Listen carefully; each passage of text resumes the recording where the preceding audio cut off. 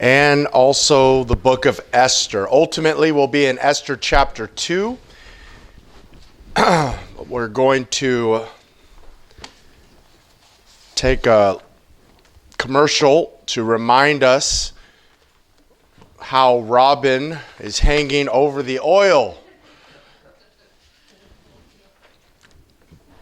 Esther 1 we looked at last week, and we found out that King Ahasuerus was in charge of, responsible for 127 provinces, and started with what we called a celebration, a feast, a party. And we found out at this party, they finished that 180-day party, about a 6-month time period, and they decided to continue. Either the king or the princes or whoever decided, hey, let's just keep partying.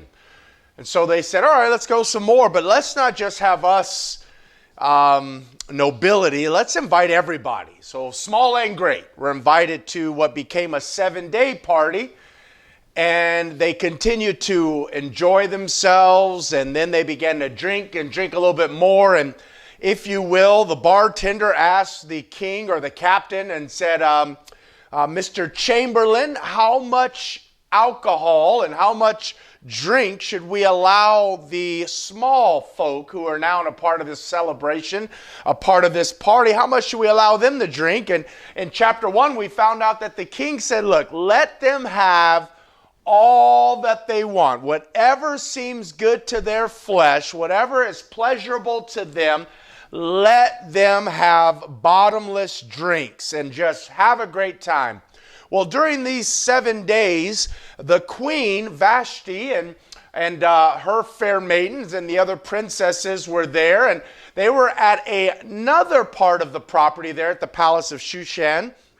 And they were having a good time, no doubt, themselves at the ladies' tea. And the men were acting like men. And now they're 7 days drunk and just acting a fool, basically. And finally, the king decides, you know what? I've shown you all of my glory. I've shown you all of my kingdom. I've expressed to you how rich I am. In fact, all of you have cups that were handcrafted individually and uniquely, that you have, no one else has the cup that's in your hand. They're looking like, oh yeah, these beautiful gold cups, and it's all there in chapter 1, and he's just kind of flexing, showing how much stuff he has, and he decided, there's one thing that I held back from you, it's my queen. I've held back from you. I want you to see my prized possession. I want you, chamberlains, to go get my queen and tell her to come with her royal crown, and I want you all to see her beauty. Well, as we heard last week, she said no. So now the king is there with the princes, and I could hear them over there, Brother Reggie on the record, the ones and twos were spinning, and all of a sudden you heard, "Wah!" That was my best ones and twos stop spinning. The kids are like, what are the ones and twos? Don't worry about it. And so the record stopped playing. The music stopped. All eyes are on the king. And they're going, what is he going to do? And they have an exchange. What are we going to do? What are you going to do, king? What should I do? And they're going back and forth and they're talking. And you're there in Esther. Just look at chapter 1 before we look at Deuteronomy.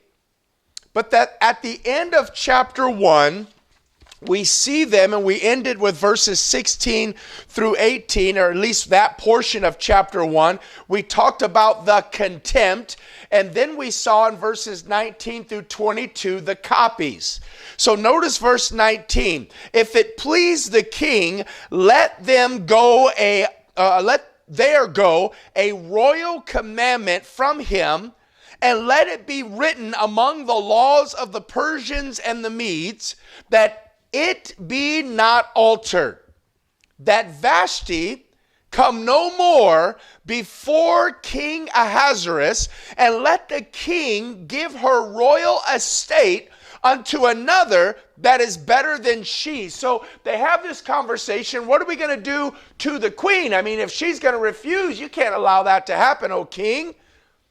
And so they said, make a decree, write it down, send it all through the lands of the Persians and the Medes.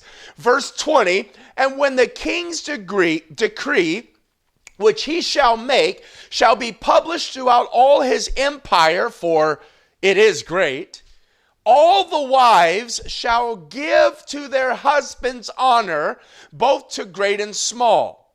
And the saying pleased the king and the princes, and the king did according to the word of Memucan.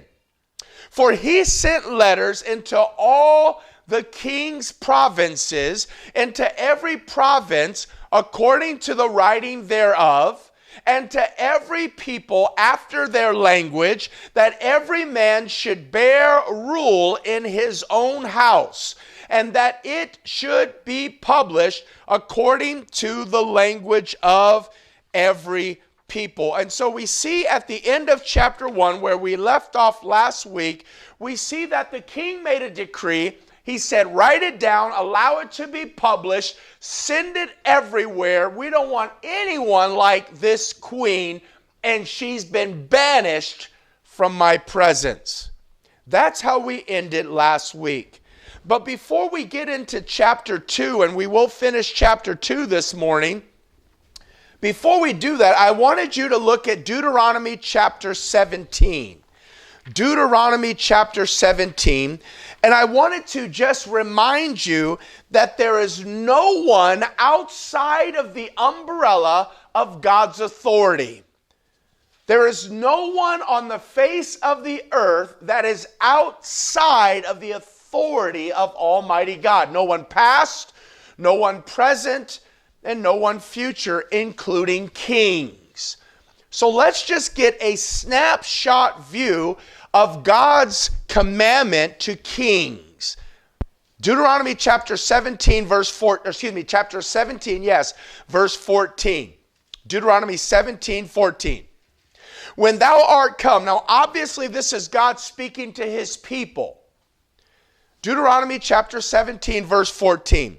When thou art come unto the land which the Lord thy God giveth thee, and shalt possess it, and shalt dwell therein, and shalt say, I will set a king over me, like as all the nations that are about me. Thou shalt in any wise set him king over thee, whom the Lord thy God shall choose. One from among thy brethren shalt thou set king over thee. Thou mayest not set a stranger over thee, which is not thy brother. So a couple presidents ago, I don't believe he should have been our president. He wasn't even our brother. Wasn't even American. Wasn't even born here. He wanted to produce a fake birth certificate and everything. But here God says, if you're going to set up a king because you want to be like everybody else, at least set up a king among your brethren. Verse 16. But he shall not multiply horses to himself. So God says you're going to set up a king, and this king should not, look at verse number 16, multiply horses to himself, nor cause the people to return to Egypt, to the end that he should multiply horses. For as much as the Lord has said unto you, ye shall henceforth return no more that way. So God is reminding his people, since you want a king and you want to be like everybody else, make sure your king is at least not a stranger. He's one of thy brethren. And that king better not desire so much wealth that he has all these horses and he desires to go back down into Egypt where we brought you out of. He's giving them warnings. Although he's the king, I'm still God. Notice verse 17. Neither shall he multiply, what is that next word? Neither shall he multiply wives to himself, that his heart turn not away. Neither shall he greatly multiply to himself what? Silver and gold. Now, when we think of kings, we think of chariots, lots of horses, palaces, silver, gold, and sadly wives, multiple wives. And God says, don't do that. That's not my desire for you. Look at verse 18. And it shall be when he sitteth upon the throne of his kingdom, that he shall write a copy of this law in a book. Out of that which is before the priests, the Levites. And it shall be with him. And he shall read therein all the days of his life. God is saying, look, if you want a king and you want to be like everyone else, I want it to be your ultimate king. But if you want to be like everyone else, at least choose a man out from your own brethren, not a stranger. You make sure that man does not desire silver and gold and horses and stuff. And you make sure that man is not one who just has multiple wives.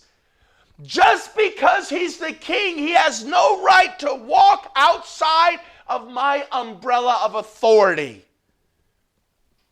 And furthermore, it shall be, verse 18, when he sitteth upon the throne of his kingdom, that he shall write him a copy of this law in a book, out of that which is before the priests and Levites.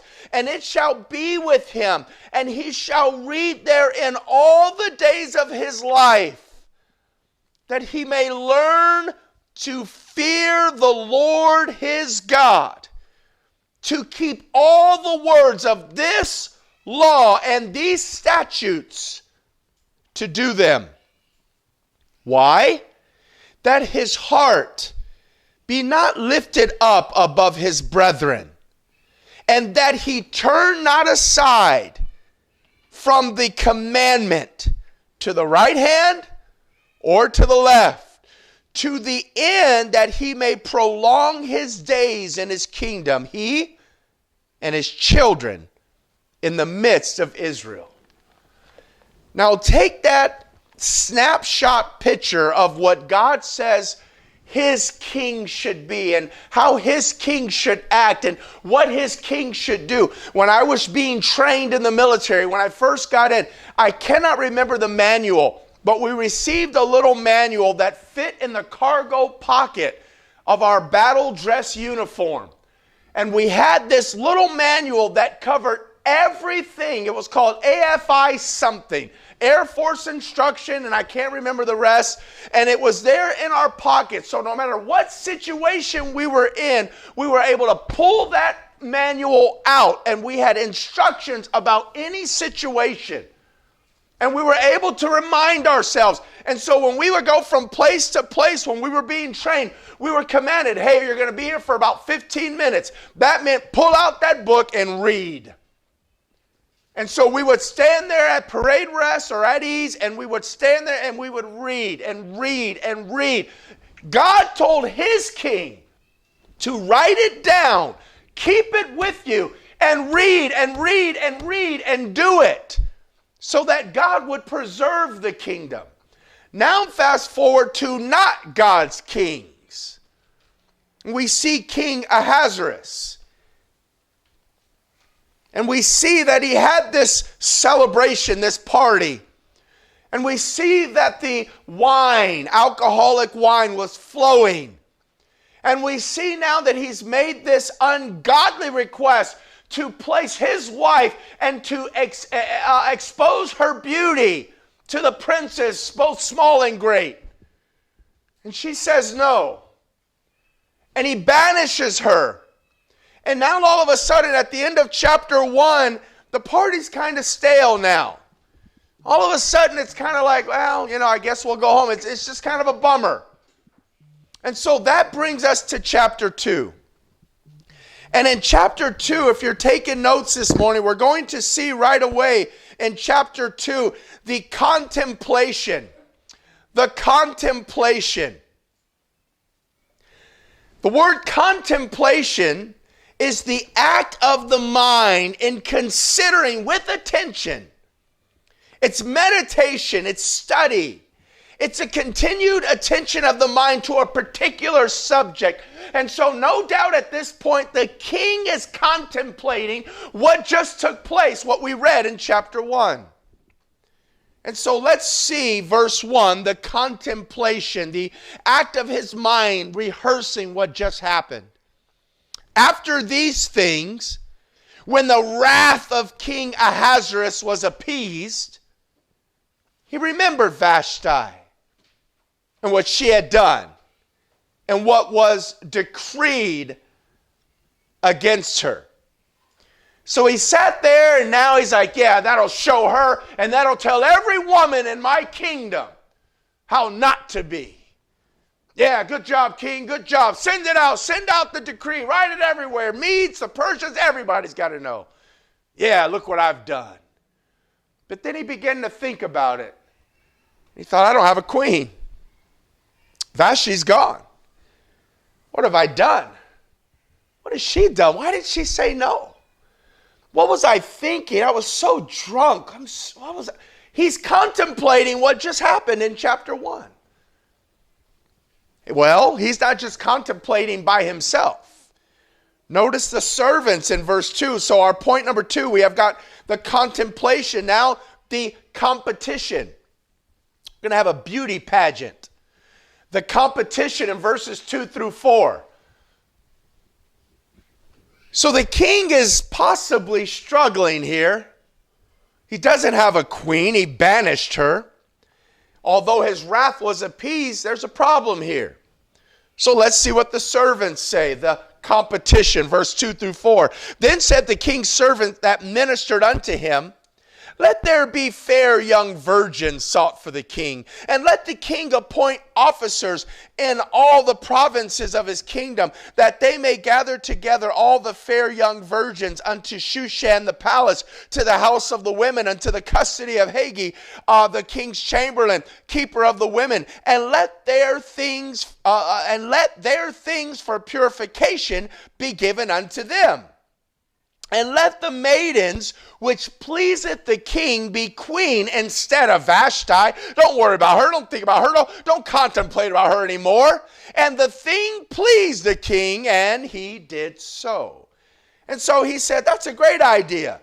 Let's have a competition. Let's have a beauty pageant. Let's, according to verse number 3, let's appoint officers of all the provinces of my kingdom. And let's gather all the fair virgins, the young virgins. You know what? I want a new model. Let's upgrade here. And so this thing pleased the king. Notice verse 5 and 6, the captive. The captive. And so the party's over, but now we're on the hunt. We're getting ready to have a beauty pageant. The chamberlains are sent back out. They're getting to work in all the provinces of the king. But notice the captive.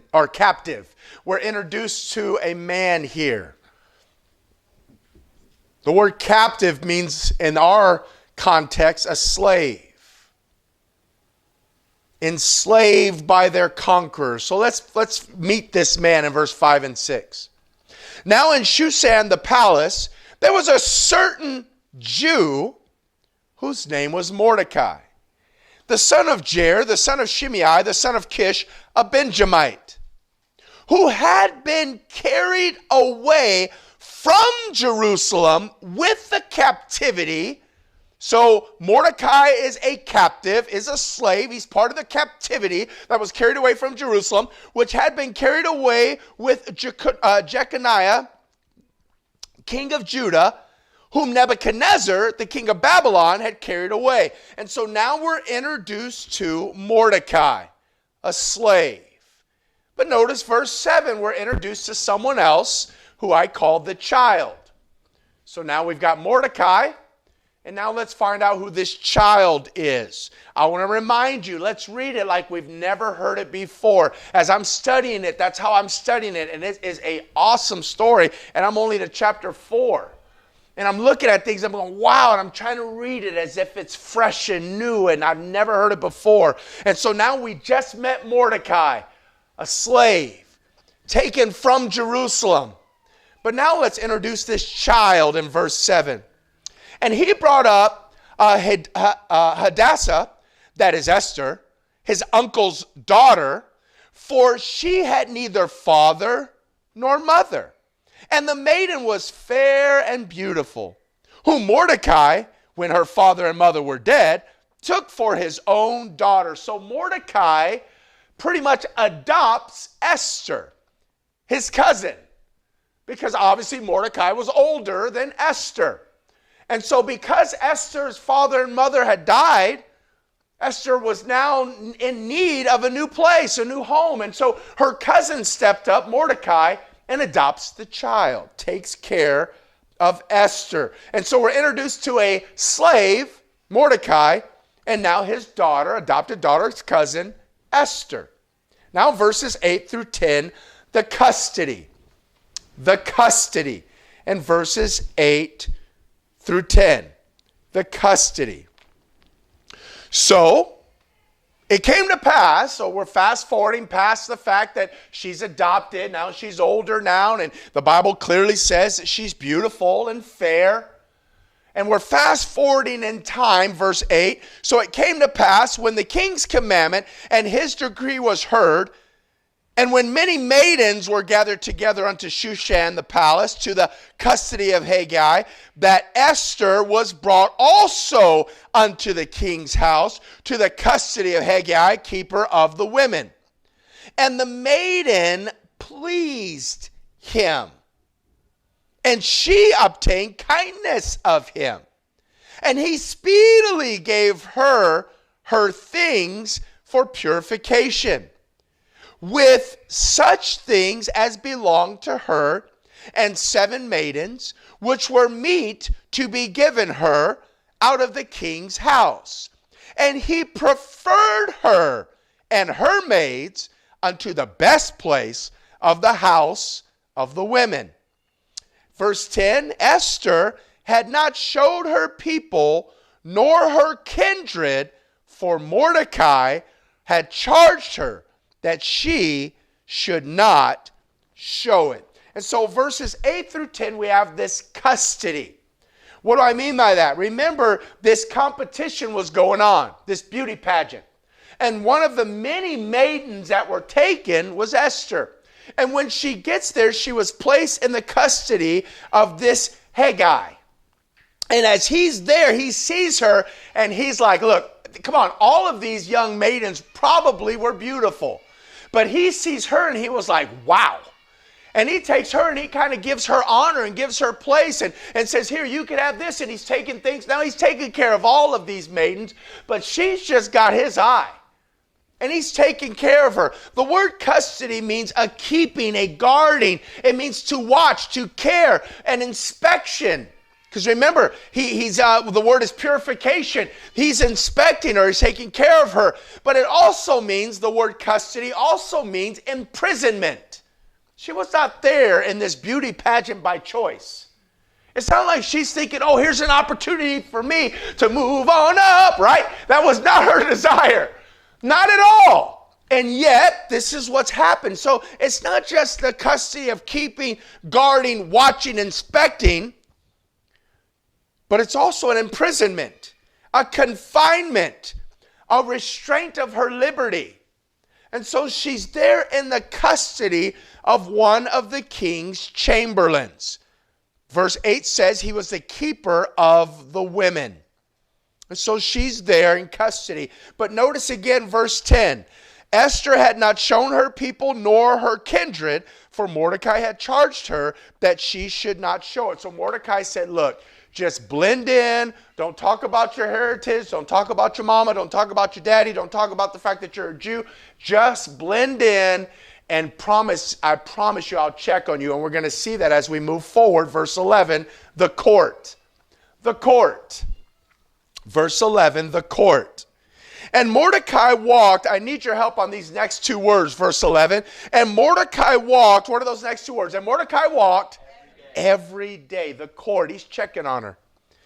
And Mordecai walked every day before the court of the women's house to know how Esther did and what should become of her. If I had the energy and the time, I would take a commercial break and talk about abortion here. And think about the fact that Esther had no mother and no father. and her cousin took her and took care of her. There's cousins out there that will take ownership of children if given the opportunity. But it's also sad to me that a cousin would love a child more than a mother. Now, her mother had passed away. I'm not saying that was bad on her mother, but I'm just saying abortion is so sad. And I would take more time to capitalize on that, but realize Mordecai's like, look, there's a need and I'll fill it. I'm looking forward to getting the update from the Liberty Life Center that should have happened March 2nd. I'm looking forward to that update. But I'm thinking to myself, there's people who would step in and adopt the Esthers of the world happily. I mean, you're looking at someone who would, with 12 children, that would happily take another if it meant sparing the life of that child. And so I'm thankful that Mordecai didn't just say, well, my responsibility is done. She's in the presence of the king. No, he continually went. What do we say? What was those two words? What were they? Every day, verse 11, right?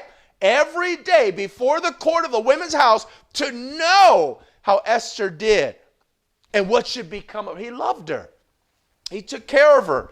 And he told her, just keep hush-hush, blend in, don't stand out. You're so stinking beautiful, cousin. You're so beautiful, but just do your best to blend in. Don't say anything. Just answer yes, answer no. Keep everything. Let's just see how this plays out. And I promise you, every day I'll come by the court, and anytime I'll just come by and check on you. Remember, he's a slave. He's in a strange land. But he's trusting in God, and he's trying to do the best he can. And he says, every day I'm going to check on you. And he did in verse 11. Now in verse 12 through 14, the customs.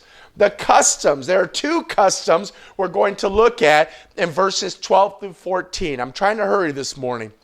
Verse 12 through 14, the customs. There's two customs we're going to see. We're not going to talk a lot about it, but there's two customs here. Verse 12. Now, when every maid's turn was come to go into King Ahasuerus, this is part of the beauty contest, after that she had been 12 months, according to the manner of women. For so were the days of their purifications accomplished, to wit, 6 months with oil and myrrh, and 6 months with sweet odors, and with other things for the purifying of the women. So there's one of the customs in this passage. It is the preparation to see the king. And I want to chase every rabbit right now that tells us we should be preparing ourselves to see the king. But I'll leave that there and let the Holy Spirit work on your heart. So you have this custom. The purification, the custom. Let me define the word purification before we read verse number 13. The definition of purification is this. In religion, it is the act of or operation of cleansing ceremonially by removing all pollution or defilement. So these women, 12 months it says here, were in a process of purification because they were going to stand before the presence or in the presence of the king. And that was their custom. Purification by washing or by other means was common to the Hebrews and to the pagans. And you can see more on that in 2 Chronicles 30. Here in Esther 2 we see a little, and Luke chapter 2 as well. So we have this act or operation of cleansing. And so now that time of purification is done, that ceremony, that custom is done. And verse 13, then thus came every maiden unto the king. Whatsoever she desired was given her to go with her out of the house of the women unto the king's house. So were they summoned by the king for this? They were. So they were allowed to come. Verse 14. In the evening she went, and on the morrow she returned into the second house of the women, to the custody, there's that word again, custody, a keeping, a guarding, the care, the watch, but also an imprisonment, a confinement, a restraint against her liberty, to the custody of Es, the king's chamberlain, which kept the concubines. she came in unto the king. The only way they could come back. The only way they could get into his presence is if the king invited them. So we see the customs, twofold. The custom of purification and also the custom of coming into the presence of the king. Now verses 15 through 17, the choice. The choice. Verse 15 through 17. Now, when the turn of Esther, the daughter of Abihail, the uncle of Mordecai, who had taken her for his daughter, was come to go in unto the king, she required nothing but that Haggai, the king's chamberlain, the keeper of the women, appointed. And Esther obtained favor in the sight of all them that looked upon her. Can you see the Looney Tunes scene that's going on right now? Right? Everyone's like, wow. I mean, we've been watching women come in all day, but she's absolutely gorgeous. Wow. And so all that saw her, all that looked upon her, Esther obtained favor. Verse 16. So Esther was taken unto King Ahasuerus into his house royal in the 10th month, which is the month Tebeth, in the 7th year of his reign. And the king loved Esther above all the women, and she obtained grace and favor in his sight more than all the virgins, so that he set the royal crown upon her head and made her queen instead of Vashti. So we see the choice. The choice was made. Now, can you imagine, let's just use an even number of 100 virgins, 100 maidens. And let's just say that Esther was number 72. What if you were number 73? You just were sent back home. Tell the rest, just go back home. The queen is Esther. So he made the choice, and he chose Esther to be his queen. Now let's look at verses 18 through 20. 18 through 20. We're almost done. Notice what I call now the community. The community. Esther has now been crowned queen. Vashti is absolutely no more. She's not only banished, but she's been replaced. But now notice verse 18 through 20, the community. Then the king made another party. I've read where there's about 10 feasts in Esther. I've not verified that, but 10 celebrations, 10 different feasts. And so here we go again. There's only 10 chapters, and he's like, party again. Here we go. So verse 18. Then the king made a great feast unto all his princes. And they're like, I just got back home. Now, of course, they've been there for a while. Months and over a year plus has gone. But here we go again. So the king made a great feast unto all his princes and his servants, even Esther's feast. And he made a release to the provinces and gave gifts according to the state of the king. And when the virgins were gathered together the second time, jealous and mad at, no, I'm just kidding. And when they came together the second time, then Mordecai sat in the king's gate. Before I read verse 20, I want you to understand what I mean by community. So inside of the palace there in Shushan, you have one community. You've got the princes, you've got the king, you've got the new queen, and you have that going on. Outside of the palace, you've got the same community, but another group of people, the small, and there's Mordecai there in the king's gate. Notice verse 20. Esther had not yet showed her kindred nor her people, as Mordecai had charged her. For Esther did the commandment of Mordecai, like as when she was brought up with him.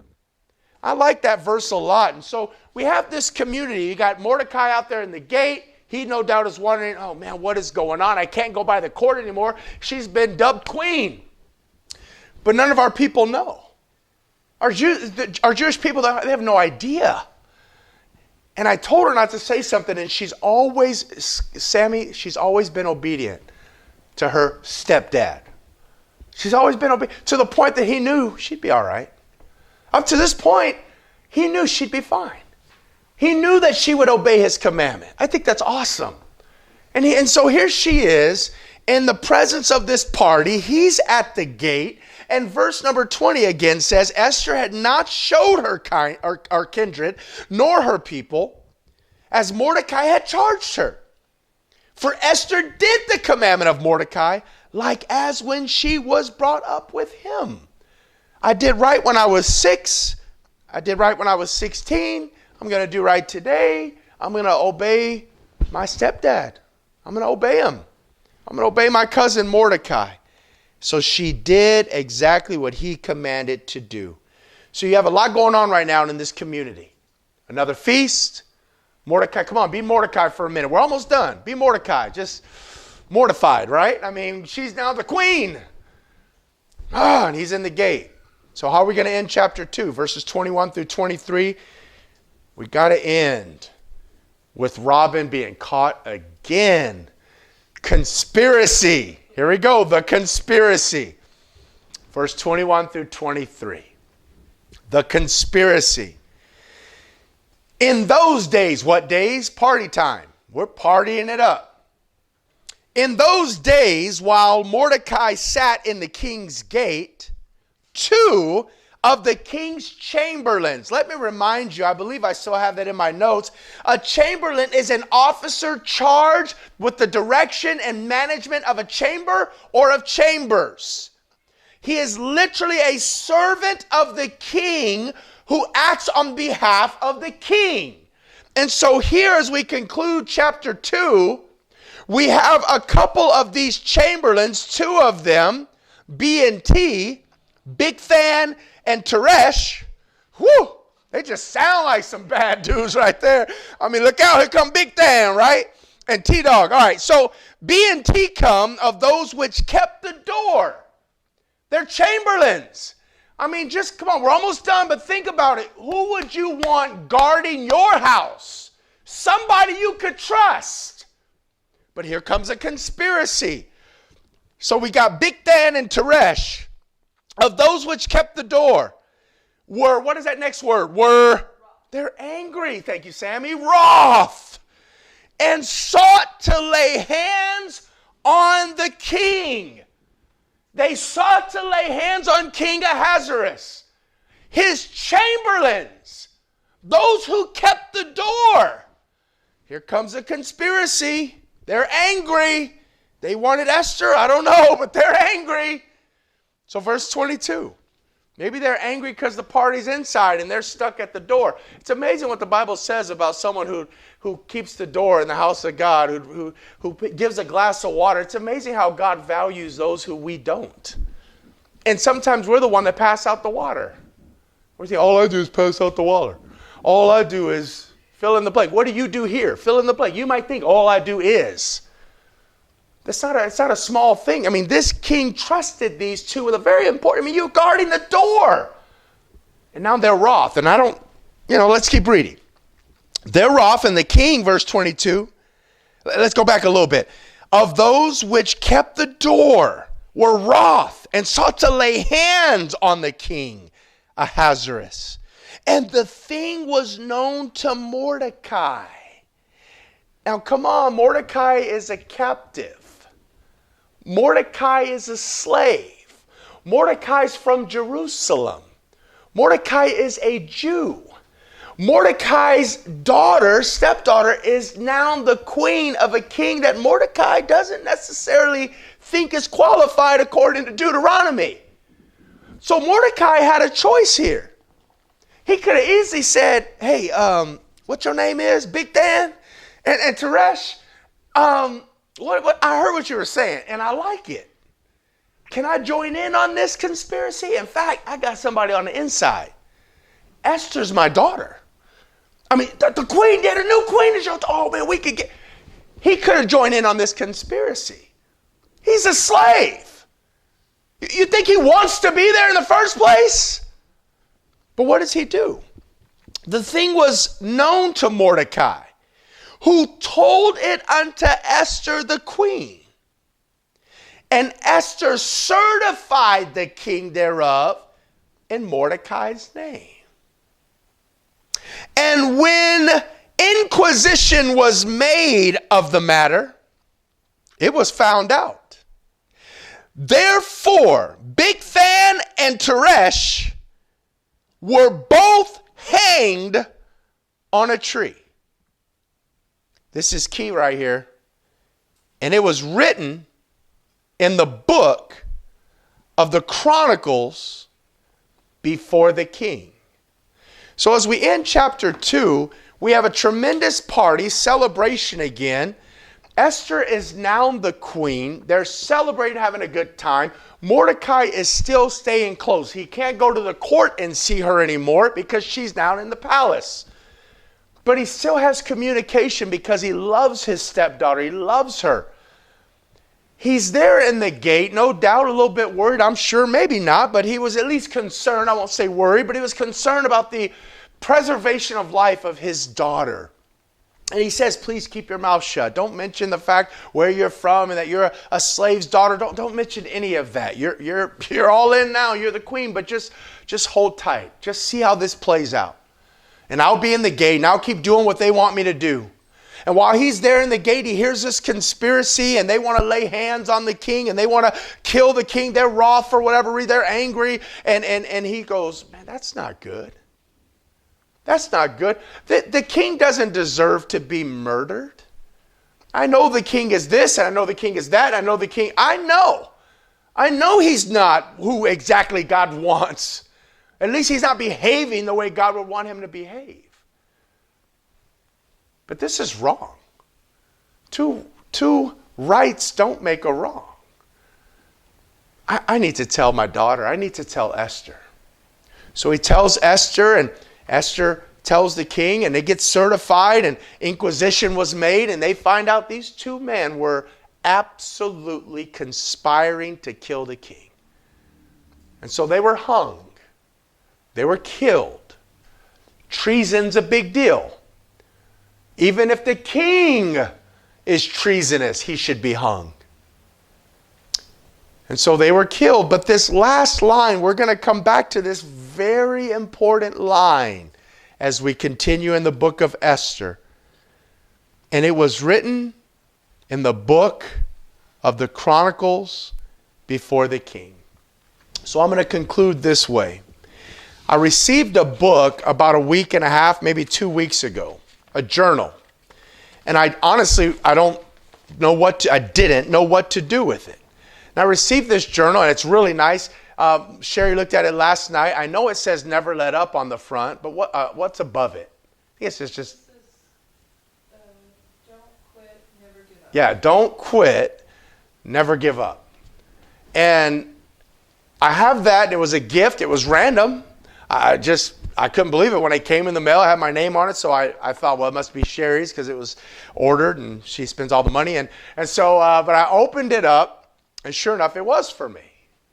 And in fact, I knew it was for me before I opened it because I got an email that said your package was delivered. It's a gift. Click this. So I clicked the little thing, and it showed me what it was and opened it up, and sure it was. It was a journal from a friend who just, for whatever reason, wanted to give me that. And I thought, I don't journal. I don't write my devotions. I keep those all electronically. I don't even write out my outlines. I keep all those electronically. So I'm thinking, what do I do with this? I thought it'd be a good prayer book. And I thought, no, because I've got so many different lists for different things. And I said, that won't work. And as I'm reading this, I thought about future part of Esther and how vitally important it was for him to have what happened at the end of chapter 2 journaled. And we're going to see that later. Most of you know, and if you don't, stay tuned or read ahead. That's fine. But the reality is, I want to use that for my life. I want to be able to go maybe a year from now or less and just go back and rehearse the things that God has done for me. Yesterday, I received something in the mail, opened it up. I couldn't believe it. Why? I shared it with Sherry, and we're both like, why? But on the other hand, it's like, well, when Sherry said what she thinks it's for, and I said what I think it's for, but God's like, write it down, AJ. There's going to come a point in your life where you're going to wonder if what you're doing is right. But if you open up that journal and you see my unseen hand along the way, it's going to do something for you. And so I want to encourage you by way of conclusion, write it down. What has God done for you this week? You're going to forget. So the best memory is ink and paper. If I could bottle up what happened this morning as a parent, sitting back there listening to some of my children, I'm thinking, yeah, we're okay. We're okay. I know this and I know that, and it's easy to look at this and that, but if I could bottle that up. So I just want to conclude by encouraging you to journal. Write it down. Put it on the wall in your house. Write it down. Let's finish this way and I'm done. You don't have to turn there. I've already marked it in my Bible. Deuteronomy 18, which is what I've already read, right? Deuteronomy 17. He told that king, he said, you're going to set up a king, make sure that king does this. When he sitteth upon the throne of his kingdom, that he shall write him a copy of this law in a book, out of that which is before the priests, the Levites, and it shall be with him, and he shall read therein all the days of his life, that he may learn to fear the Lord his God, to keep all the words of this law and these statutes, to do them, that his heart be not lifted up above his brethren, and that he turn not aside from the commandment to the right hand or to the left, to the end that he may prolong his days in his kingdom, he and his children in the midst of Israel. I'm going to journal because God is so good. I just saw this and I'm done. We are praying for you and just wanted to be a blessing to you. Brother Cameron, Calvary Baptist Church of Eufaula, Oklahoma. That encourages me. That's why I put it there. It encourages me. I don't want to forget. Dear Heavenly Father, we love you.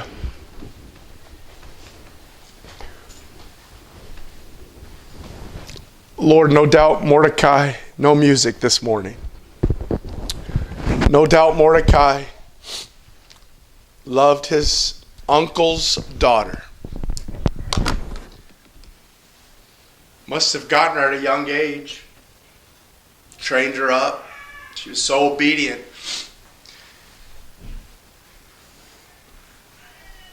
Favor is deceitful, beauty is vain, but a woman that feareth the Lord, she had them both.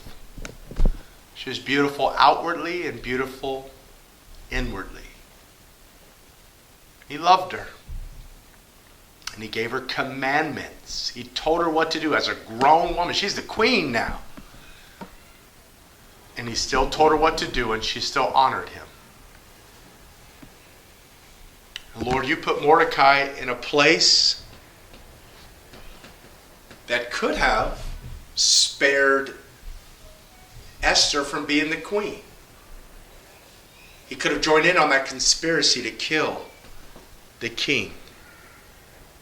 But he did what was right, even as a slave.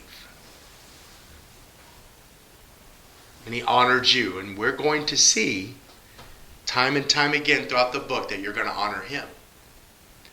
And not just him, but his children and his people.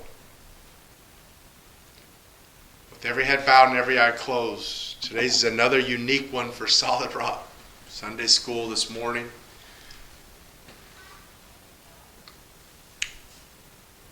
There's so many things that God has done for you and for me. And to be honest, I'm embarrassed to tell you some of the things that God has done for us. I'm embarrassed. But if I journal it, when I die, I'll have that new body, and I I won't be embarrassed in heaven for you to read of the goodness of God in my life. God's been so good in the last 10 years, all my life, but the last 10 years of this venture of planting a church, deputation of church planting. I can't even remember all the things that God has done because I didn't write it down. I'm not commanding you to write it down, but I definitely want to encourage you. Write it down every day. Pastor Bowen called it his blessings book. And now his children and his grandchildren are reading them. He has several of them. Every day, for the most part, every day he'd write down how God was good to him that day. He's been in heaven now several months. And yet his family, his children's children, are still reaping the blessing of reading that journal, his blessing book. So I guess I have my first blessings book. We know the story of Esther. We know at some point this king can't sleep. And he says, read me that. What happened today? I forgot. What happened this month? What happened? I can't sleep. What does he come across? The story of Mordecai. He forgot. Didn't mean to spoil it, but it's all there. You know the story. Just want to encourage you to write it down. God's good. God's good. You pray for these kids as they